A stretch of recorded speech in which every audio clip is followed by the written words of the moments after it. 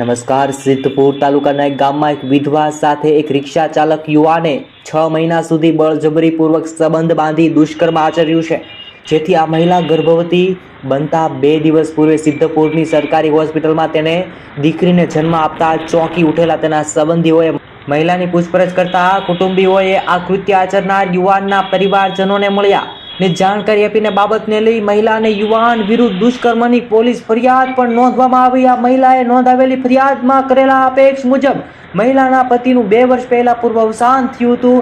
ત્યારે એક રિક્ષા ચાલક યુવાનની રિક્ષામાં સિદ્ધપુર જઈ રહી હતી. તે દરમિયાન તેની સાથે કઈ સંબંધ થયો, પ્રેમ સંબંધ બંધાણો.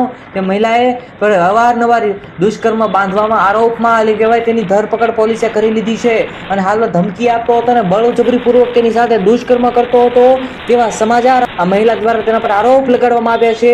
આ ધમકી પણ આપતો હતો અને બળજબરીપૂર્વક તેની સાથે સંબંધ બાંધતો હતો. મહિલાના બાળકને જન્મ આપતા પરિવારજનો આખું ગામ મિત્રો ચોંકી ગયું હતું. આ સિદ્ધપુરમાં જે રિક્ષા ચાલકે મહિલા સાથે દુષ્કર્મ આચર્યું છે તે ઘટના જે બની છે, ખરેખર આ ચોંકાવનારી ઘટના બની છે. તેના વિશે તમારે કાંઈ પણ કહેવું હોય તો જરૂરથી કોમેન્ટમાં જણાવજો મિત્રો, અને જેમ બને તેમ આ વિડીયોને શેર કરજો. જય હિન્દ, જય ભારત મિત્રો.